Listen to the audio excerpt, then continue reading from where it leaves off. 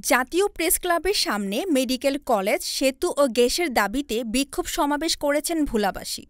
ফখরুল ইসলামের সভাপতিত্বে ও ইঞ্জিনিয়ার আতিকুর রহমানের সঞ্চালনায় বক্তারা বলেন, ভোলা বাংলাদেশে একমাত্র দ্বীপ জেলা। অপার সম্ভাবনাময় ভরপুর এই জনপদটি যুগের পর যুগ অবহেলার শিকার। চারপাশে নদী, মাঝখানে জনগণের দীর্ঘশ্বাস।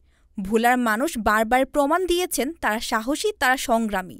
১৯৭১ সালের মুক্তিযুদ্ধে ভোলার ভূমিকা যেমন গর্বের, তেমনি ২০২৪ সালের জুলাই গণ-অভ্যুত্থানেও এই মাটির হাজার হাজার আহত যোদ্ধা এবং ৪৮ জন শহীদ সন্তানেরা দেখিয়েছে বিস্ময়কর প্রতিরোধ, আত্মত্যাগ ও নেতৃত্বের দৃষ্টান্ত।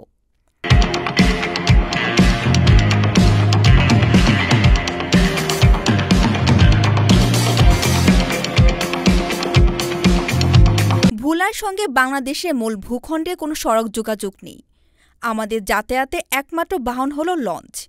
আমাদের পরিবারে কেউ অসুস্থ হলে ঢাকায় নিতে হয় ফেরির লাইনে ঘণ্টার পর ঘণ্টা দাঁড়িয়ে।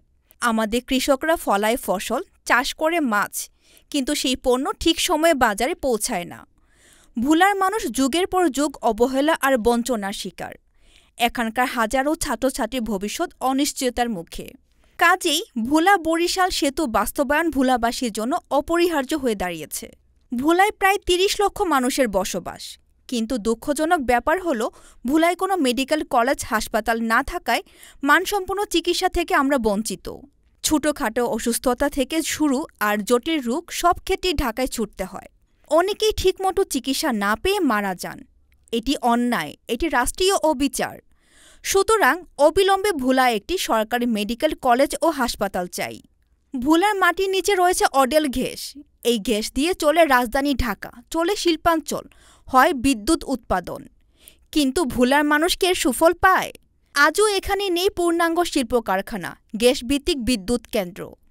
বিদ্যুৎ কেন্দ্র থাকলেও তার সুফল জুটেনি ভোলাবাসীর কপালে। যদি ভোলাকে কেন্দ্র করে পরিকল্পিতভাবে উন্নয়ন করা যায়, একটি গ্যাসভিত্তিক শিল্পায়ন গড়ে তোলা যায়, তাহলে পাল্টে যাবে উপকূলীয় দক্ষিণাঞ্চলের অর্থনীতি। বাপেক্সের তথ্যমতে ভোলায় প্রায় ৭ TCF গ্যাস মজুত রয়েছে। দৈনিক ৭০ মিলিয়ন ঘনফুট গ্যাস উত্তোলন করা হলেও ভোলাবাসীকে সেই গ্যাস থেকে বঞ্চিত করা হচ্ছে। অতএব ভোলার গ্যাস ভোলার উন্নয়নে ব্যবহার নিশ্চিত করতে হবে। এই সময় তারা উপদেষ্টা বরাবর স্মারকলিপি প্রদান করেন। এতক্ষণ আপনাদের সাথে ছিলাম রেহানা সুলতানা প্রীতি। পরবর্তী নিউজ আপডেট পেতে চোখ রাখুন news24bd.net এর ফেসবুক পেজ এবং ইউটিউব চ্যানেলে। ধন্যবাদ।